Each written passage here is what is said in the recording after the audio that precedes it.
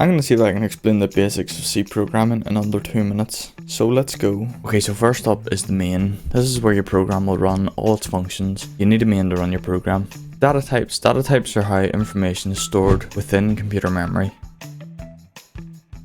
An example of two data types are an integer and a char. Int variables store numbers and char variables store characters. Macros are user defined. These can be set as variables or functions. Generally, they are used to store a common value used throughout your .c or .h files. This is because if a common value was to change, it's easier to change it in one place than 10 different places. Variables are areas of memory which are used to store values of a given data type. For example, we can have a variable which is an integer data type called r_number. Variables can be changed as the program runs. A good example of this is in a for loop where the variable I in this instance increments by 1 for each lap of the loop. Structures are a collection of variables which can all have different data types. Making a structure creates a user-defined data type which is specific to your own use case. So for example, I could have a structure called metadata which has the following information.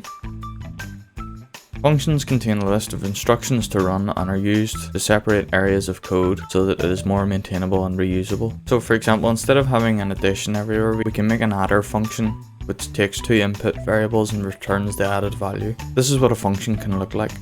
Header files are where we can store variables, functions, and macros for other .c files to use. Headers are included at the top of a .c file so that the .c file can use its contents. A .c file must have its own corresponding header file as well. Pointers are variables which contain the memory address of another variable. Where pointers are useful is with functions. When a variable is passed into a function, it normally takes a copy of the original, but with pointers you're actually passing in the address of the value. So within that function you can change the value and that'll change throughout the rest of the code. There we go, the basics of C programming in under 2 minutes.